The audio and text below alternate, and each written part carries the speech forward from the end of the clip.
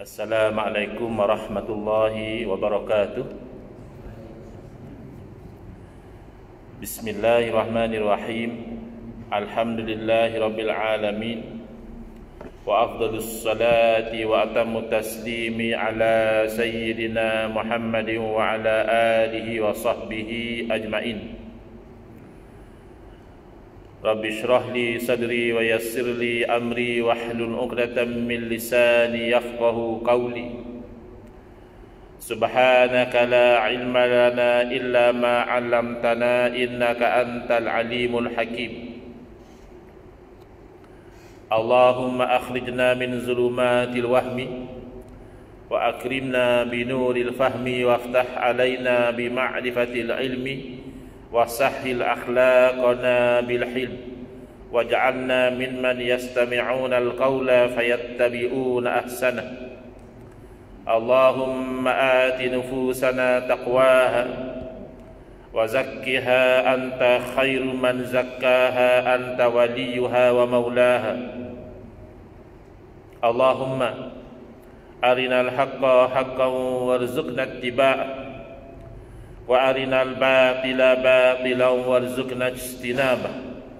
Allahumma anfa'na bima 'allamtana wa 'allimna ma yanfa'una wa zidna ilma wa huda.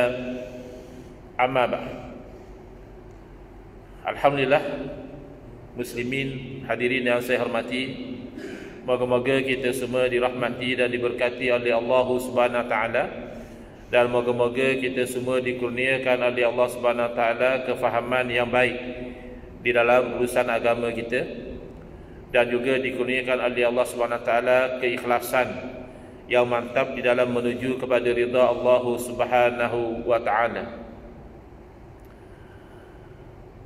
Syukur kehadirat Allah Taala pada malam ini, walaupun tidak ada jadual khas, tetapi ada jodoh pertemuan kita pada malam ini untuk sama-sama di dalam kuliah maghrib khas. Saya bergurau dalam Facebook saya itu, saya kata sempena Power Man Run di Putrajaya.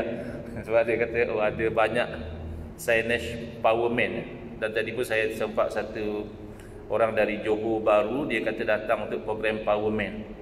Jadi sebenarnya saya untuk program lain, tapi alang-alang di Putrajaya tu saudara Mafiz kita menyusun kuliah yang bertajuk bahana ataupun mungkin bahaya campur bencana, literalis secara melulu. Baik, memang secara asalnya al-aslu fil kalam al-haqiqah. Asal makna apabila kita tu memahami sesuatu percakapan adalah memahaminya dengan makna yang hakiki. Maknanya ada literal meaning, makna literal daripada sesuatu perkataan. Tetapi kalau melulu literal semuanya, itu membawa kepada bahaya, kerana bahasa itu bukan hanya literal. Bahasa juga ada yang metaphorical, yang secara majazi. Contoh yang mudah dalam bahasa Arab, kalau satu orang itu berkata ra'aitu asadan, saya telah melihat asad. Asad terjemahnya adalah singa. Jadi pendekatan literal, singa itu maknanya binatang lah. Binatang yang sedia maklum singa itu bagaimana. Tetapi bukan bererti setiap masa kalimah asad itu digunakan bererti bermakna binatang singa. Dia kena tengok juga konteks dan suasana bagaimana perkataan itu digunakan. Bila misalnya orang Arab berkata ra'aitu asadan yakhdubu 'alal mimbar, saya telah melihat seekor singa sedang berkhutbah di atas mimbar. Jadi bila dia kata berkhutbah atas mimbar, makna literal itu terpaksa kita ketepikan, kerana binatang singa tidak berkhutbah atas mimbar. Kalau kita maknakan dengan binatang singa juga, itu tak betul, ya. Jadi kenapa orang itu berkata singa berkhutbah di atas mimbar? Maka kita tanyakan, yang berkhutbah atas mimbar ni siapa? Manusia. Manusia yang berkhutbah atas mimbar. Kerana manusia itu adalah al-haywanun natiq, benda hidup yang boleh berkata-kata. Berbeza yang lain, haiwan juga, benda hidup juga, tetapi tidak pandai berkata-kata. Jadi mungkin ada di sana elemen kita katakan tashbih, menyamakan. Makna mungkin khatib kita pada hari Jumaat tadi khutbahnya tu macam singa, berani betul. Mungkin dah tak pakai teks lah, kanan tak betul dia tegur, kiri salah dia tegur, macam singa. Maka digunakan kalimah singa untuk merujuk kepada manusia. Jadi yang kita nak fokus pada malam ini adalah memahami sumber hukum dalam agama kita, iaitu Quran dan Sunnah, yang mana kita semua sedia maklum datang dalam bahasa Arab. Jadi kalau kita katakan literal melulu, berarti dia hanya ambil makna yang zahir daripada ayat suci Al-Quran, makna yang zahir daripada hadis Nabi sallallahu alaihi wasallam, sehingga luar daripada tujuan dan maksud. Bahkan memang ada golongan yang menolak majaz di dalam Al-Quran. Majaz ni macam kita kata tadi lah, metaphorical, singa tapi merujuk kepada manusia. Jadi ada orang kata dalam Quran tak ada. Kalau Quran semua maknanya makna yang actual, makna yang literal. Jadi ini keliru, kerana jelas Al-Quran sebagaimana yang kita tahu dalam bahasa Arab, dan bahasa Arab sedia maklum tidak boleh difahami secara literal semata-mata. Bahasa Melayu pun sama.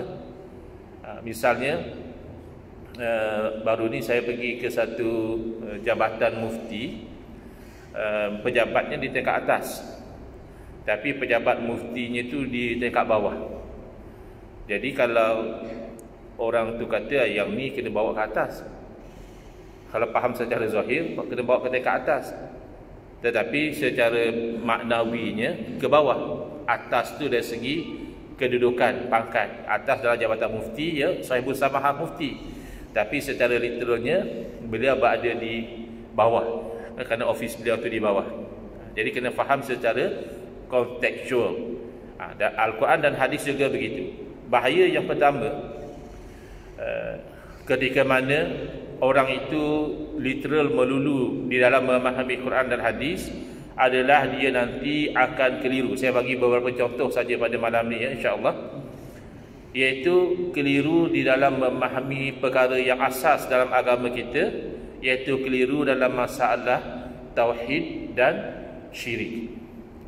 Sebagai contoh, bila dia jumpa dalam Al-Quran ayat suci yang mana Allah Ta'ala menunjukkan bahawa kita ini meminta tolong kepada Allah. Dalam suratul Fatihah kita sentiasa mengulang baca iyyaka na'budu wa iyyaka nasta'in.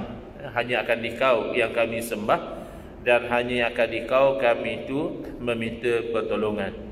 Jadi secara literalnya kita hanya boleh meminta pertolongan kepada Allah Subhanahu Wa Taala.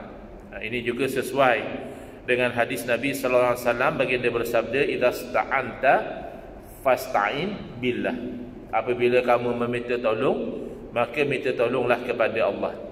Jadi itu makna literalnya. Dan secara kontekstual kita kena faham bahawa meminta tolong kepada Allah semata-mata itu adalah hakikat, dan tidak menghalang meminta tolong kepada selain daripada Allah atas jalan asbab, sebab dan musabab, usaha dan ikhtiar. Jadi orang yang faham secara literal, oleh kerana dikata dalam Quran kata iyyaka na'budu wa iyyaka nasta'in, dalam hadis mengatakan idza sta'anta fasta'in billah, maka dia itu sampai ke tahap menghukum syirik. Kalau orang Islam itu menisbahkan pertolongan kepada makhluk. Bahkan kalau kita minta tolong kepada Nabi SAW pun ada sebahagian golongan ini mengatakan syirik. Tak boleh kita kata madad ya Rasulullah, pertolonganmu wahai Rasulullah, itu syirik. Padahal di sisi ahli sunnati wal jamaah, meminta tolong kepada makhluk, kepada Nabi, kepada wali, itu hanyalah asbab sahaja, sebab dan musabab sahaja. Kalau kita lihat secara hakikat, sebab mereka kata tak boleh minta tolong, itu sebab Nabi SAW dah wafat. Kita tanya, apa beza Nabi SAW masih hidup dan Nabi SAW telah meninggal dunia, telah wafat? Kata dia ketika Nabi SAW masih hidup, Nabi boleh tolong kita. Tapi setelah Nabi dah wafat, Nabi dah tak boleh tolong lagi. Ini keliru. Kerana dia tidak faham, dia bercakap itu atas jalan hakikat atau atas jalan asbab. Kalau dia bercakap atas jalan hakikat, maka ketika hidup pun Nabi SAW tidak boleh memberi sebarang pertolongan. Kalau kira hakikatlah, itu disokong oleh ayat suci Al-Quran. Allah berfirman, Qul la amliku li nafsi naf'an wala darra. Katakanlah wahai Muhammad sallallahu alaihi wasallam, aku tidak milik untuk diri aku sendiri. Untuk diri Nabi sendiri, Nabi tak milik sebarang manfaat ataupun mudarat. Bila tu Allah perintahkan Nabi SAW beritahu kepada orang ramai ketika baginda masih hidup lagi. Berarti ketika Nabi SAW hidup, kalau disuluh dengan suluhan hakikat, Nabi SAW tidak milik apa-apa. Yang tidak memiliki tidak boleh memberi. Faqidu syai' la yuqti, itu kaedah dalam bahasa Arab. Orang yang tidak memiliki sesuatu tidak akan mampu memberi. Misalnya kita teringin nak bagi sedekah, nampak orang susah, lalu kita selup poket, ya Allah tertinggal wallet, tak boleh bagi sebab kita tak milik apa-apa pada masa itu. Jadi kalau dengan suluhan hakikat, memang Nabi SAW ketika baginda hidup juga tidak memiliki manfaat dan mudarat. Tapi adakah berarti Nabi SAW memang tidak boleh beri kebaikan? Secara asbab ya, illa masya Allah, itu sambungan ayat. Kecuali, maknanya dikeluarkan daripada tidak memiliki sebarang manfaat dan mudarat itu apa yang Allah Ta'ala kehendaki. Dan memang Allah SWT kehendaki bahawa Nabi kita Muhammad sallallahu alaihi wasallam menjadi sebab kepada kebaikan yang sangat banyak, sehingga Allah berfirman, wa ma arsalnaka illa rahmatan lil alamin. Tidaklah kami utuskan kamu kecuali menjadi rahmat kepada sekian alam, bukan kepada satu orang dua orang, kepada sekian alam. Demikian misalnya, kalau kita bertanya, adakah salah, adakah syirik kalau kita mengatakan bahawa Nabi SAW memberi hidayah kepada kita? Nabi beri hidayah kepada kita, salah atau syirik? Jawabnya, hanya akan jadi salah, hanya akan jadi syirik sekiranya orang yang berkata demikian dia meyakini bahawa hidayah itu memang Nabi SAW yang beri, bukan Allah. Nabi yang beri, bukan Allah. Ketika itu salah dan syirik, dan bercanggah dengan firman Allah Ta'ala, innaka la tahdi man ahbabta walakinna Allaha yahdi man yasha. Sesungguhnya kamu, yakni Nabi Muhammad SAW, tidak boleh memberi hidayah kepada siapa yang kamu kasihi. Akan tetapi Allah lah yang beri hidayah kepada siapa yang Allah kehendaki. Tetapi tidak salah dan tidak syirik, bahkan sesuai dengan ayat Al-Quran. Kalau dia berkata Nabi beri hidayah, itu bermaksud Nabi SAW menjadi sebab hidayah kepada dia. Nabi SAW berdakwah, lalu orang dahulu, sahabat-sahabat Nabi masuk Islam, menyampaikan kepada orang selepasnya, menyampaikan kepada orang seterusnya, sampai kepada nenek moyang kita. Lalu dengan sebab itu kita mendapat hidayah. Itu tidak salah. Dan itu bersesuaian dengan firman Allah, innaka la tahdi ila siratim mustaqim.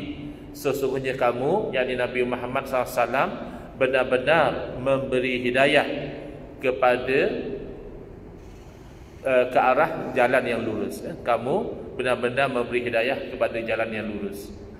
Demikian juga orang yang literalis melulu, dia mungkin mensyirikkan lafaz-lafaz yang sebenarnya tidak syirik.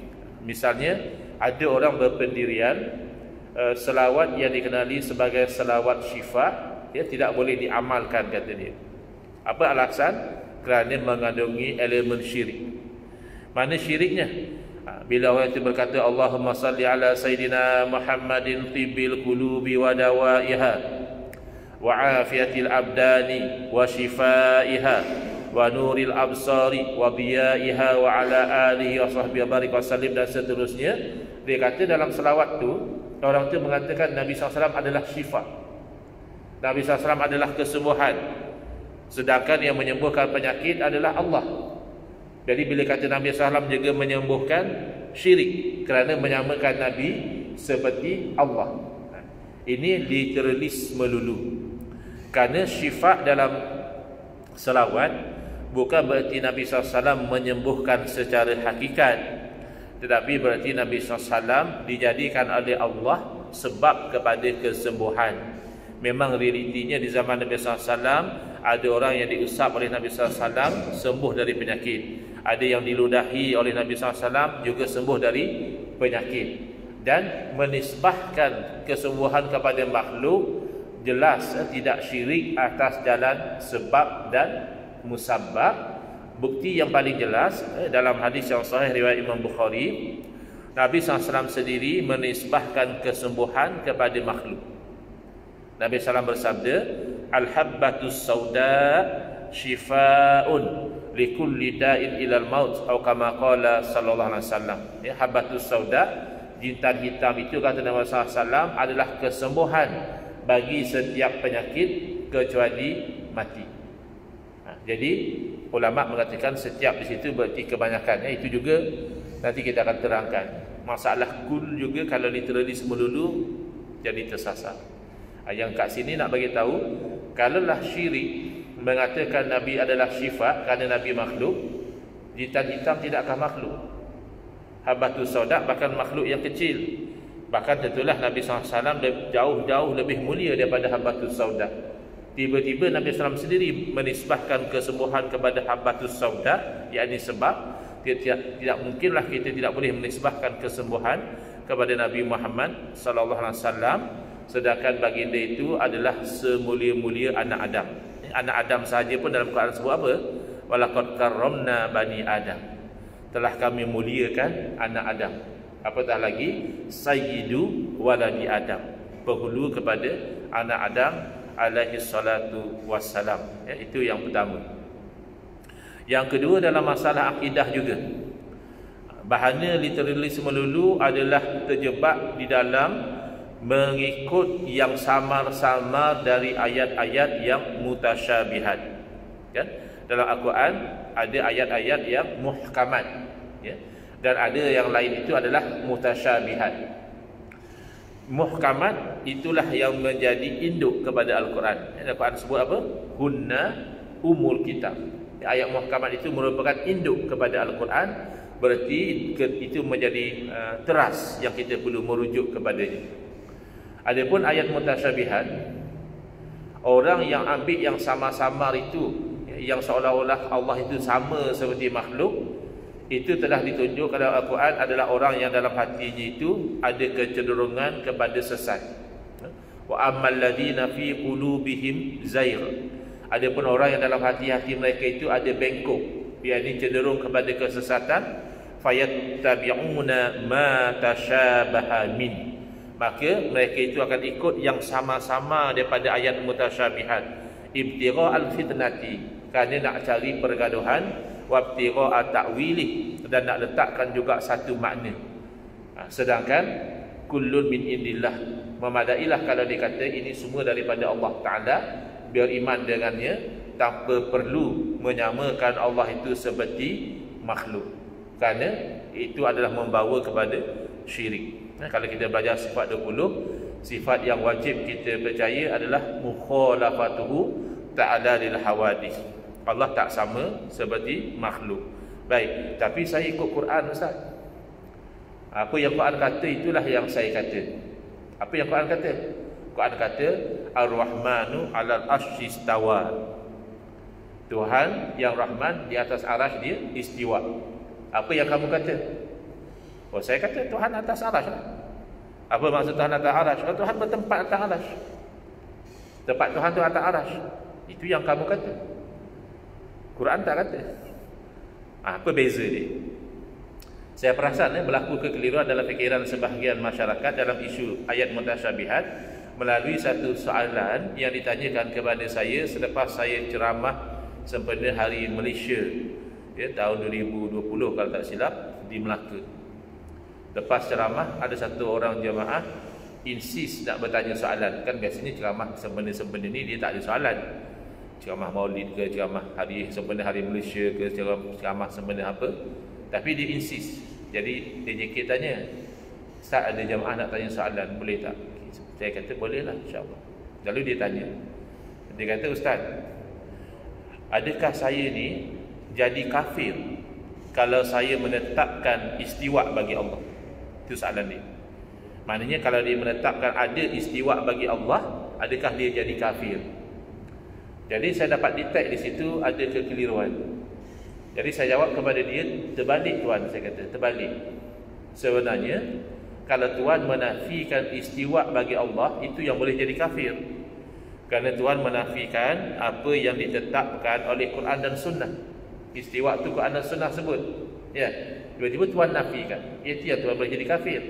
Bukannya Tuhan menetapkan istiwa itu Tuhan jadi kafir. Kenapa dia tanya begitu?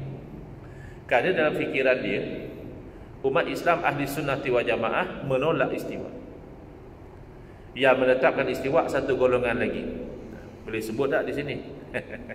Golongan yang satu lagi itu sensitif sikit. Kadang-kadang ada orang, apa Ustaz ni sikit-sikit. Yalah, itu yang beredar dalam masyarakat sekarang. Katanya golongan ni bagus. Sebab apa yang Quran kata itulah yang ditetapkan. Tidak. Sebenarnya antara kita ahli sunnah wal jamaah dan golongan yang satu lagi yang turut mengaku ahli sunnah wal jamaah, sama-sama menetapkan istiwa bagi Allah. Asy'ariyah Maturidiyah menetapkan istiwa bagi Allah. Golongan yang mengaku ikut akidah salaf, ya, tapi sebenarnya tidak. Dia tidak ikut akidah salaf sebenarnya. Dia ikut akidah salaf. Kalau salaf bagus, kalau salah itu bahaya dalam akidah. Sama-sama menetapkan istiwa bagi Allah, tidak ada beza. Beza adalah pada menjawab soalan apakah makna istiwa. Di situ ada beza. Di sisi ahli sunnah wal jamaah, makna istiwa mesti membawa kepada tanzih. Apa makna tanzih? Mensucikan Allah dari menyerupai makhluk, mensucikan Allah dari sebarang kekurangan. Dia mesti tanzih. Sementara akidah yang satu lagi mengatakan Allah bertempat atas arasy, iaitu akidah tashbih, musyabbihah. Ya. Yang itu kita tak mau. Beza tu. Bukan kesalah mereka tidak takwil. Kena faham makna takwil. Takwil boleh dengan makna tafsir. Takwil boleh dengan makna mengalihkan satu lafaz dari makna yang literal, makna zahir saja, literal. Kita bercakap tentang literalis malam ini. Kepada makna lain. Dia alih kepada makna literal, mungkin kepada makna yang metaphorical. Kenapa? Kerana ada dalil yang menuntut supaya dialih. Kalau takwil dengan makna tafsir, ya mungkin dalam ayat-ayat mutasyabihat tertentu salaf tidak takwil. Dengan arti kata salaf tidak tafsir. Tapi bukan semua. Saya sarankan tuan-tuan kalau ada ke lapangan, beli buku baru terbitan Jabatan Mufti Negeri Sembilan tentang takwil yang dilakukan oleh generasi salaf. Sebab ada orang kata salaf tak takwil. Secara 100% tak betul. Kerana ada tempat-tempat salaf takwil dengan makna tafsir. Takwil dengan makna alih daripada makna yang zahir kepada makna lain, itu salaf buat. Tapi ada kalanya secara ijmal, ada kalanya secara tafsir. Ijmal makna menyeluruh, tafsir makna terperinci. Contoh, ya, takwil secara ijmal adalah dialih istawa dengan dari makna zahirnya, iaitu menetap atau duduk, kepada makna lain yang serah kepada Allah. Itu ijmal. Sebab itu ada setengah tafsir dia sebut istiwaan yaliqu bihi jalla jalaluh. Istiwa adalah istiwa yang layak dengan Allah. Macam mana istiwa yang layak dengan Allah? Serah pada Allah. Itu takwil secara ijmal. Dialih dari makna yang tak layak, duduk bertempat, itu tak layak, kepada makna yang serah kepada Allah. Ada kalanya juga salah takwil secara tafsir. Makna dialih dari makna yang zahir, yang tak layak, kepada makna tertentu yang ada dari segi konteks bahasanya, ada makna tersebut dan layak dengan Allah Ta'ala. Ya. Misalnya ayat yauma yukshafu an saq, hari yang disingkapkan dari betis. Jadi golongan yang literalis melulu, mereka kata Allah ada betis, ada anggota betis, tapi tak samalah macam betis kita. Yang pentingnya ada betis. Masa hari kiamat nanti Allah singkap betis, gitu. Sedangkan salaf, iaitu sahabat Nabi Sayyidina Abdullah bin Abbas radhiyallahu anhuma, yang menjadi pakar rujuk tafsir bagi umat Islam berkat doa Nabi SAW, Allahumma alimhu at-ta'wil, ya Allah ajar kepada beliau tafsir Al-Quran. Sayyidina bin Abbas mentawilkan ayat itu daripada sak yang berarti betis kepada syiddah, iaitu kedahsyatan hari kiamat. Yukshafu an-saq, disingkapkan dari betis itu menunjukkan kedahsyatan. Bahkan bahasa Melayu pun sebenarnya ada, lebih kurang lah. Kalau orang tu dalam keadaan cemas, panik, dia istilahnya dah angkat kain.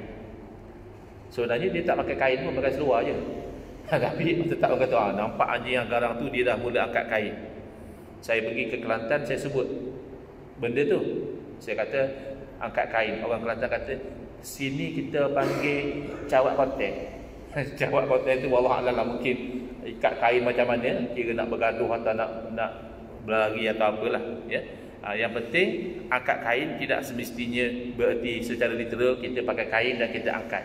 Dia menunjukkan keadaan yang genting, ya, yang cemas. Baik.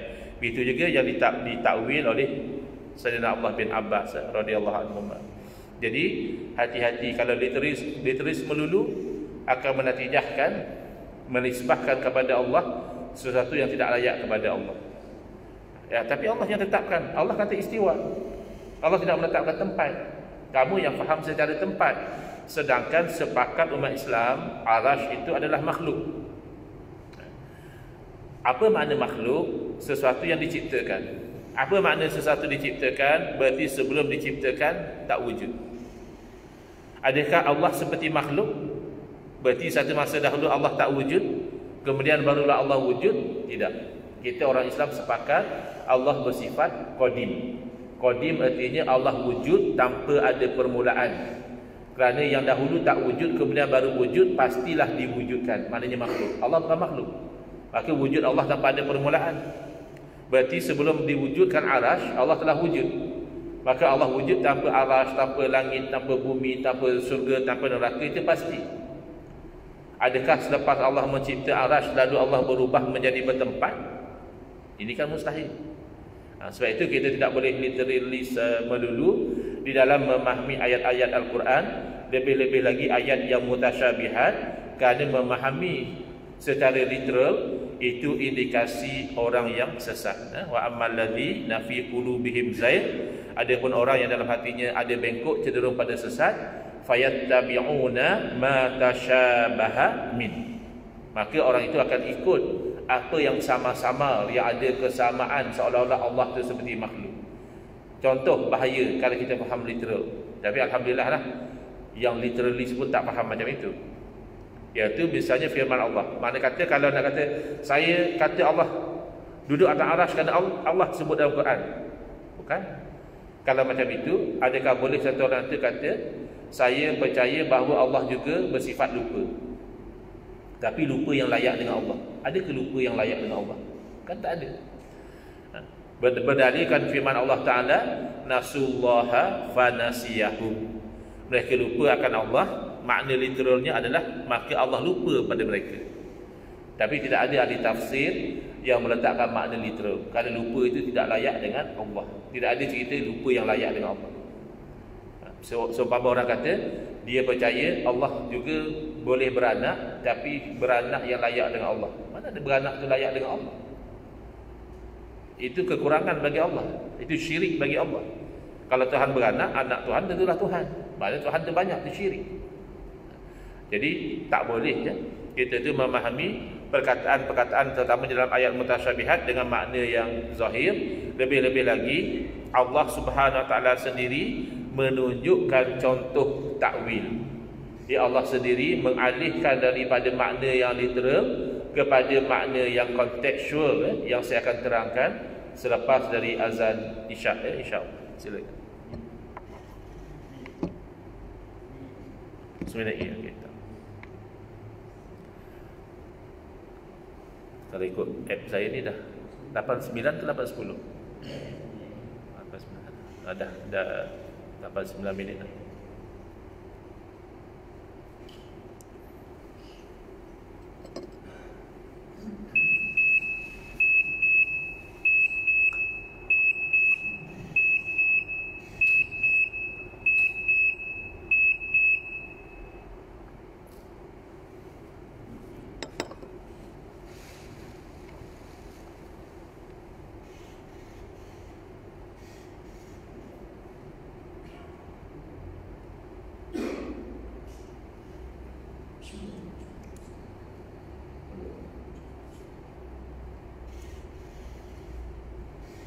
Allahu Akbar.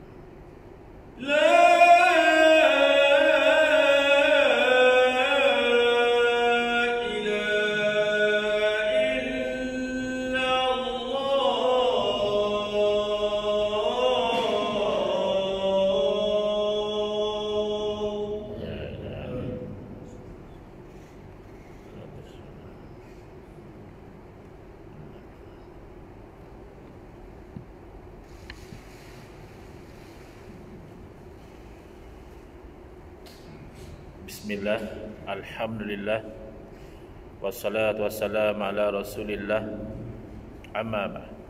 Baik, saya sambung lagi sedikit tentang bahaya literalis melulu di dalam memahami ayat-ayat yang mutasyabihat, juga hadis-hadis yang mutasyabihat. Dan uslub takwil, iaitu mengalih sesuatu lafaz dari makna yang zahir, makna yang literal, kepada makna lain yang kontekstual, itu ditunjukkan oleh Allah SWT sendiri dalam sebuah hadis qudsi, yang mana Allah Ta'ala berfirman. Hadis qudsi kita tahu, Nabi SAW menceritakan apa yang Allah Ta'ala berfirman.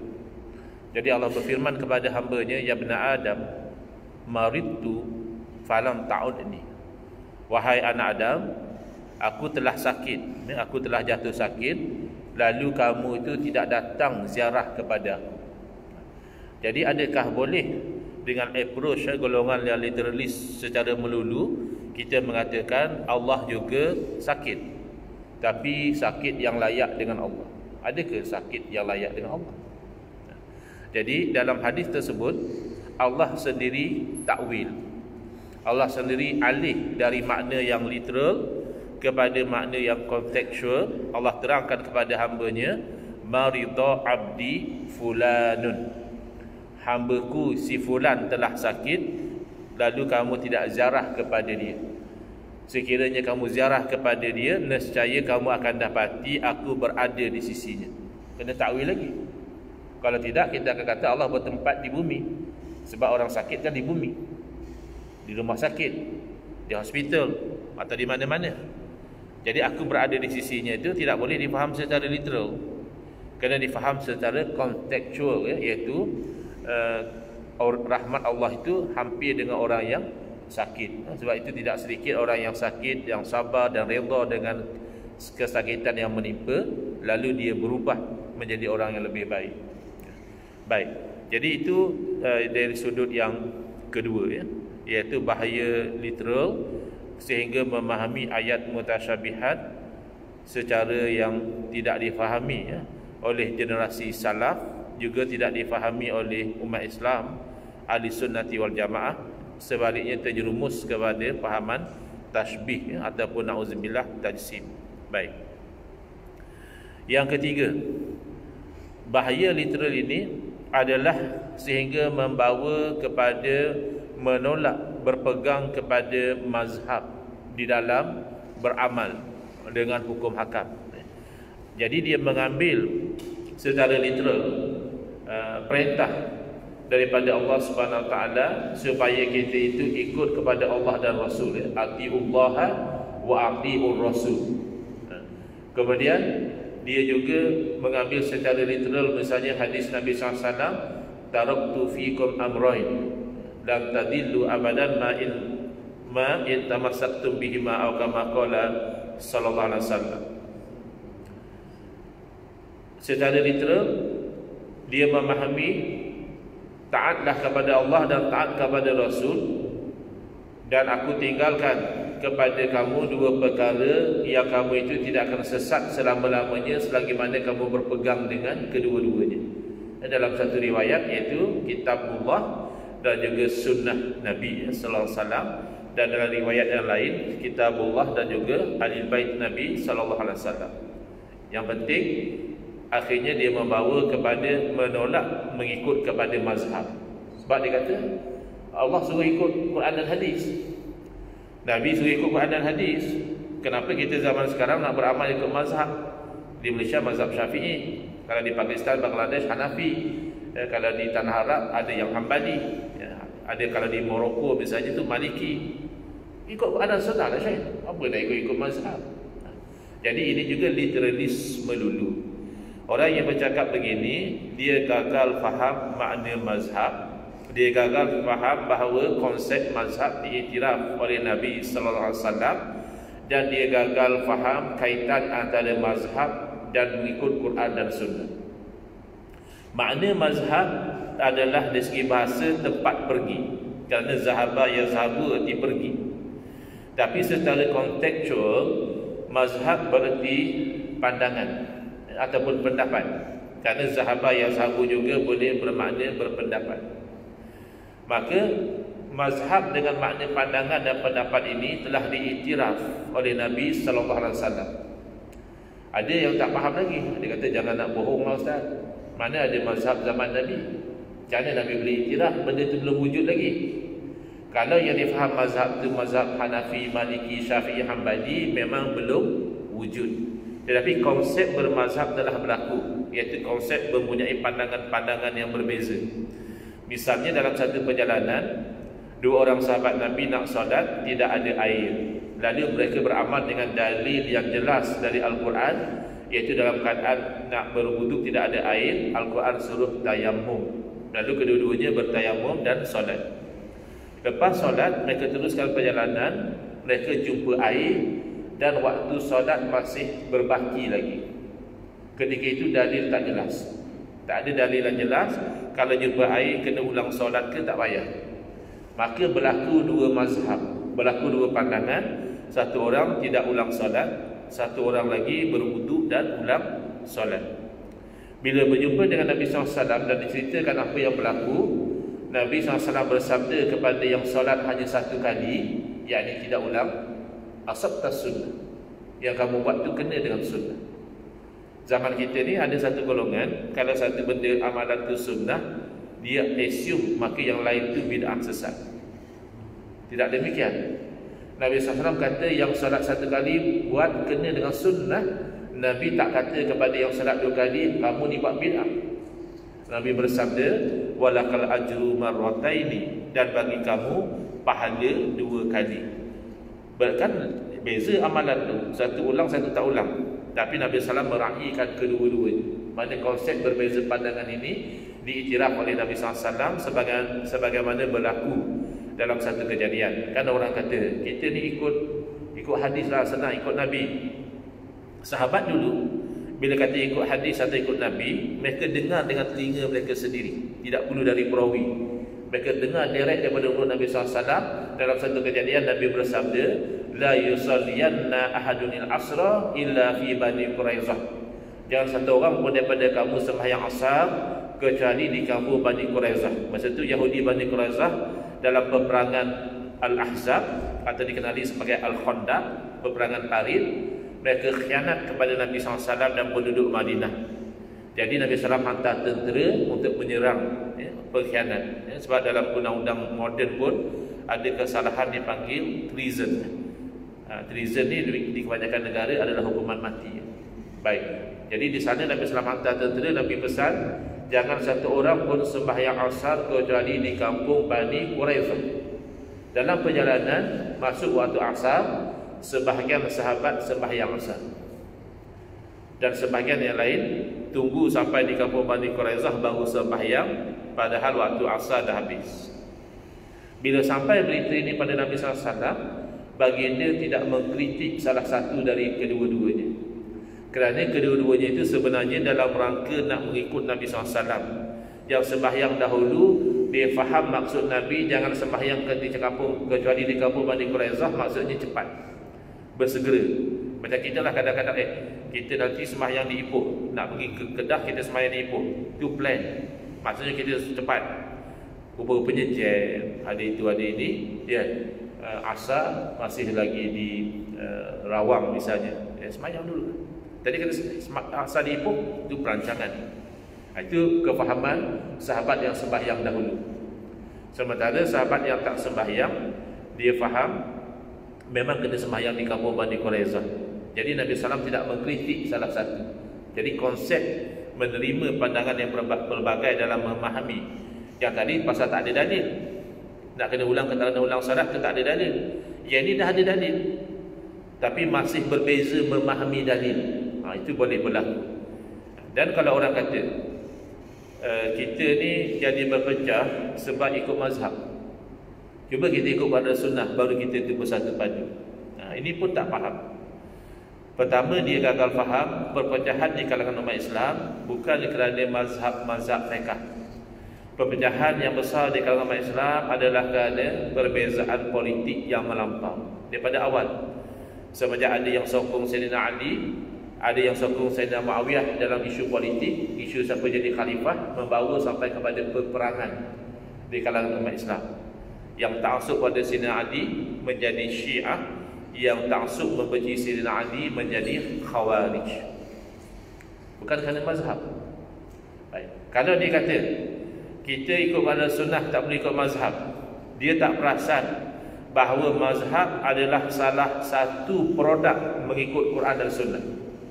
Bila-bila masa satu orang dia ikut Quran dan sunnah, yakni ulama ikut Quran dan sunnah, akan berlaku salah satu dari dua kemungkinan. There are two possibilities.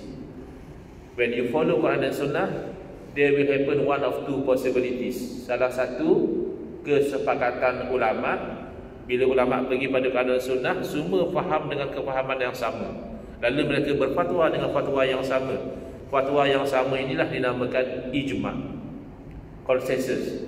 Ijma' ulama wajib diikuti dan haram dilanggar. Sebab ulama semua faham sama. Tak boleh kita pandai-pandai pergi langgar, buat kefahaman sendiri, tak boleh.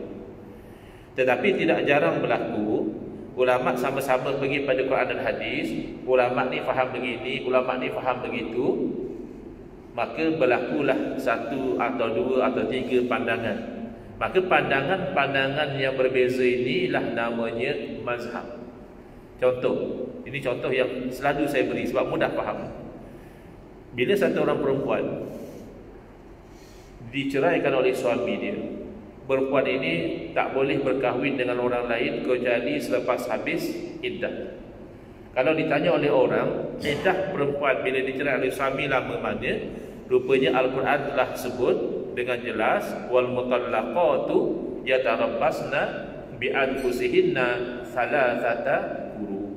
Orang perempuan yang dicerai oleh suami, hendaklah mereka itu beriddah selama 3 quru.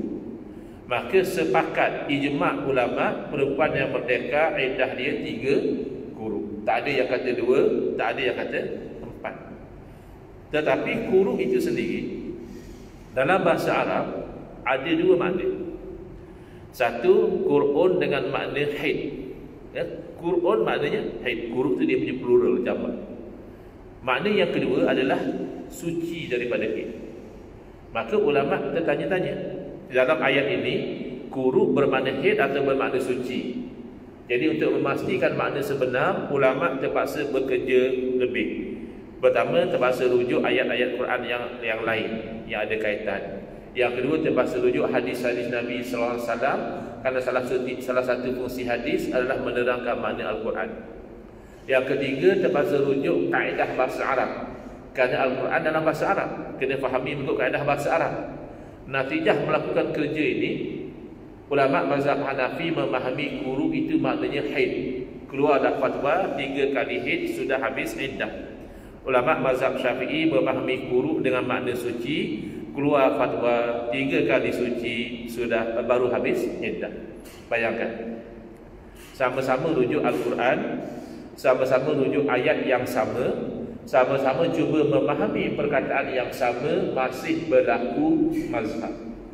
Maka golongan literalis yang atas nama ikut pada sunnah menolak mazhab, dia gagal faham kalau mazhab itu hakikatnya adalah produk dari Quran dan sunnah. Ada yang bercakap macam ni, Ustaz, saya sebenarnya lambat mazhab ni, saya bukan tolak mazhab. Saya tak tolak mazhab, cuma saya ni jenis yang tak taksub. Saya akan tengok dalam isu ni mana mazhab yang kuat, iaitu saya ikut. Contohnya dalam isu ni saya tengok mazhab Syafi'i yang kuat, saya ikut mazhab Syafi'i. Tapi dalam isu lain, kalau saya tengok mazhab Hanafi yang kuat, saya ikut mazhab Hanafi. Saya tak taksub.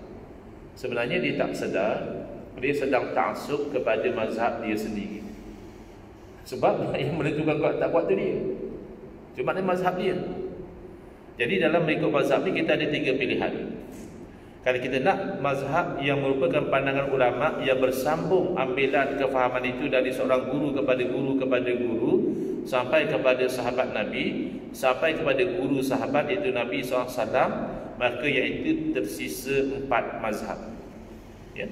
Hanafi, Maliki, Syafi'i, Hambali. Adapun mazhab-mazhab yang lain, kita tidak nafikan kehebatannya. Misalnya mazhab Imam Al-Laith. Ada Al-Laith bin Sa'ad rahimahullah ta'ala kata Imam Syafi'i lebih faqih, lebih mahir hukum daripada Imam Malik. Ini komen Imam Syafi'i yang berguru dengan dua-dua. Bagi dia, guru dia yang nama Lais bin Sa'ad ni lebih faqih lagi, lebih mahir hukum daripada Imam Malik. Tapi di mana mazhab Imam Lais sekarang? Tak sampai. Mazhab selain pada mazhab yang empat ni pupus. Pilihan yang kedua, kalau kita tak mau, ada orang dia kata saya ni sebenarnya macam ni Ustaz, saya macam lebih selesa apa yang disebut oleh pensyarah saya lah. Sebab pensyarah saya kan dia ada PhD, macam Imam Syafi'i semua tak ada PhD. Jadi saya tu macam selesa lah dengan pendapat pensyarah saya. Apa yang pensyarah saya kata kuat, yang itu saya ikut. Berarti itu mazhab pensyarah dia. Dia selesa dengan mazhab pensyarah dia, saya silakan lah. Tapi kita selesa dengan mazhab para ulama yang bersambung sanad sampai kepada Nabi SAW. Ada yang macam ini, dia kata saya Ustaz, tengok dulu, kalau Imam Syafi'i punya pandangan kuat, saya ikut. Kalau pensyarah saya punya pandangan sekalipun tapi bagi saya tak kuat, saya tak ikut. Itu kan maknanya mazhab dia sendiri. Jadi tiga pilihan. Mazhab para ulama yang bersambung sanad sampai pada Nabi SAW. Mazhab guru kita, ada PhD ke tak ada PhD ke, guru kampung ke, guru universiti ke, tapi kita ikut dia. Ataupun mazhab kita sendiri. Mazhab kita sendiri paling bahaya lah. Kan sebab nanti kita bimbang, kita itu termasuk dalam orang yang bercakap tanpa ilmu. Wala taqfu ma laysa laka bihi ilmun. Jangan kamu ikut apa yang kamu tidak punya ilmu. Itu bahaya. Yang kita rasa selesa sebenarnya mazhab yang empat tadi, ribuan ulama yang sebenarnya menyumbangkan kepada satu-satu mazhab itu dengan mereka punya kupasan, uraian, mentahqiqkan mazhab dan sebagainya. Baik. Jadi itu dalam isu mazhab selesai ya. Isu yang terakhir ya, iaitu literalis melulu dalam memahami hadis Nabi sallallahu alaihi wasallam, wa kullu bid'atin dalalah, dan setiap perkara bid'ah itu merupakan kesesatan. Lalu dia menolak pendirian para ulama semenjak daripada zaman salaf yang menerima adanya bid'ah hasanah, bid'ah yang baik. Kerana difaham literal, kullu setiap, bid'atin bid'ah, dalalah sesat, setiap bid'ah sesat. Di mana ada bid'ah yang hasanah? Tapi kan Imam Syafi'i rahimahullah taala membahagikan bid'ah pada dua. Bid'ah yang selari dengan sunnah itu hasanah, terpuji, mahmudah. Bid'ah yang bercanggah dengan sunnah, tak kena dengan ajaran Nabi, itu terkeji. Lalu dia jawab, Ustaz nak ikut Nabi ke nak ikut Imam Syafi'i? Masya-Allah, hebat soalan ni. Maka kita jawab, of course kita sebagai orang Islam ikut Nabi. Tapi soalannya bukan nak ikut Nabi atau nak ikut Imam Syafi'i. Itu bukan persoalan. Persoalannya nak ikut Nabi mengikut kefahaman para alim ulama seperti Imam Syafi'i, atau nak ikut Nabi mengikut kefahaman kamu. Bagi kami lebih selesa ikut kefahaman Imam Syafi'i rahimahullah ta'ala. Kerana Imam Syafi'i menilai hadis kullu bid'atin dhalalah itu dengan suluhan ayat Quran, hadis Nabi yang lain, dan juga perbuatan para sahabat. Ya. Dan kullu dengan makna sebahagian itu banyak. Ada orang kata mana boleh, kullu mesti maknanya sebahagian. Kullu mesti maknanya semua. Sebenarnya kullu dengan makna sebahagian itu banyak dalam Quran hadis. Jarang-jarang kullu makna semua. Kebanyakan kullu maknanya sebahagian. Bahkan saya selalu bagi contoh, bahasa Melayu pun, kalau budak sekolah tu dia cakap saya pergi ke sekolah setiap hari, sebenarnya 5 hari seminggu je dia pergi. Satu Ahad dia tak pergi, hari cuti. Tapi dia tak berbohong kalau dia kata saya pergi ke sekolah setiap hari. 5 hari seminggu tu masih dianggap setiap hari. Begitu dalam Quran Allah berfirman, wa kana wara'ahum malikun ya'khudhu kulla safinatin wasba. Adalah di sana seorang raja yang mengambil setiap sampan sebagai rampasan. Kalau masih ingat kisah Nabi Musa AS menuntut ilmu daripada Nabi Khidir AS. Nabi Khidir letakkan syarat, nak mengaji dengan dia jangan tanya dulu, sampai masa dia akan ceritakan. Tapi Nabi Musa AS tak tahan ya. Tengok perbuatan yang pada zahir syariat salah. Antaranya naik sampan, Nabi Khidir lubangkan sampan itu. Kan dari segi syariat merosakkan harta benda orang. Kemudian sampan berlubang bahaya, berikan masuk air tenggelam. Lalu Nabi Khidir terangkan, beliau lubangkan sampan itu kerana ada raja yang zalim yang mengambil setiap sampan sebagai rampasan. Kalau ikut zahir ayat Quran, kulla safinah maknanya semua sampan dirampas. Tapi sepakat ahli tafsir mengatakan hanya sampan yang elok sahaja. Dan itulah hikmah Nabi Khidir lubangkan, menolak mudarat yang lebih besar kan. Choosing lesser of two evils, antara sampan dirampas dengan sampan berlubang, ringan sedikitlah sampan berlubang. Yang penting kullu safinah berarti sebahagian, bukan semua. Demikian dalam hadis Nabi SAW bersabda, kullu ibni Adam ya'kuluhu turabu illa ajbaz zanab. Setiap anak Adam akan dimakan oleh tanah kecuali tulang sulbi. Pada Nabi anak Adam, tapi tidak dimakan oleh tanah. Orang mati syahid anak Adam, ramai yang dijaga jasad mereka tidak dimakan oleh tanah. Adakah hadis tidak betul? Hadis betul. Tapi kullu ibni Adam kena difahami dengan makna kebanyakan anak Adam. Demikianlah kullu bid'atin dhalalah difahami dengan makna sebahagian, kerana ada dalil-dalil yang menunjukkan adanya bid'ah hasanah. Saya sebutkan kerana masa diberi kepada saya maksimum 8.45. InsyaAllah 8.40 saya berhenti. Dah lagi 5 minit kalau ada soalan. Ya. Baik. Jadi dalil pertama adanya bid'ah hasanah ayat suci Al-Quran. Allah berfirman, wa rahbaniyatan ibtada'uha. Rahbaniyah, cari hidup kependetaan orang Nasara yang membuat bid'ah tersebut. Ma katabnaha alaihim, kami tak tetapkan pun mereka hidup secara kependetaan, tidak. Tapi mereka sendiri yang buat bid'ah itu. Kenapa?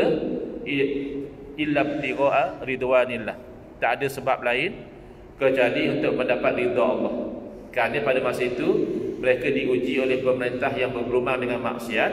Bila ada yang menjalankan amal ma'ruf nahi munkar, yang menasihati dibunuh. Maka yang selamat tersepit. Hidup dalam masyarakat tidak tegur kesalahan, nanti agama rosak. Tapi kalau tegur kesalahan, nyawa melayang. Akhirnya mereka hidup jauh dari masyarakat, fokus kepada ibadah. Ini bid'ah yang mereka buat. Mana tahu bid'ah? Mana sebut? Ibtada'u. Mereka buat bid'ah. Fama ra'auha haqqa ri'ayatiha. Lepas mereka dah elok hidup secara rahbaniyah, lalu mereka tidak lagi memenuhi hak-hak rahbaniyah. Lalu Allah keji mereka. Allah label mereka sebagai orang fasik. Maka kata Imam Qurtubi rahimahullah ta'ala, inilah dalil bahawa setiap perkara baharu namanya bid'ah, dan sepatutlah bagi orang yang melakukan bid'ah yang baik, dia mengekani melakukannya, supaya tak berlaku kepada macam orang-orang Nasara dah buat bid'ah yang baik, mereka tinggalkan, lalu Allah keji mereka. Itu dalil bid'ah hasanah dari Al-Quran. Dalil daripada hadis Nabi SAW banyak. Saya sebutkan satu sahaja yang menarik. Dalil yang sama golongan literalis menggunakan sebagai alasan menolak bid'ah hasanah. Dalil sama, iaitu sabda Nabi SAW, man ahdasa fi amrina hadza ma laisa minhu fahuwa raddun. Barang siapa yang mengadakan dalam urusan agama ini sesuatu yang bukan dari agama, maka tertolak. Biasanya golongan yang literalis melulu ini mereka tak terjemah habis. Mereka terjemah yang sesuai dengan mereka sahaja, iaitu barang siapa yang mengadakan satu perkara baharu dalam urusan agama ini, maka tertolak. Dia tidak terjemah ma laisa minhu, apa yang bukan dari agama. Untuk tertolak, perlulah dipastikan perkara baharu itu tidak ada asalnya dalam agama, baru tertolak. Ini dipanggil mafhum mukhalafah.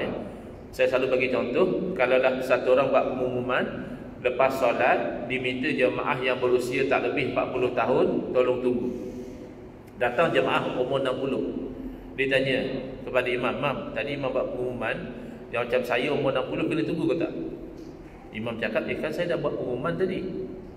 Dia kata, "Yalah, imam kata yang tak lebih 40 sila tunggu. Yang lebih 40 macam saya, imam tak cakap pun kena tunggu ke tidak." Tentulah imam terfikirlah, fahamlah ji. Fahamlah kalau saya sebut yang tak lebih 40 sila tunggu, maknanya yang lebih tak payah tunggu. Itu maknanya mafhum mukhalafah, kefahaman secara sebaliknya.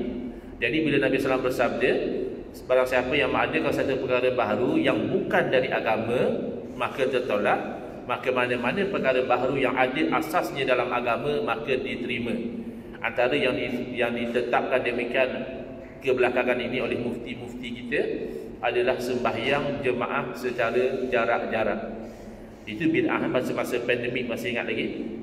Itu bid'ah, tak berlaku zaman Nabi.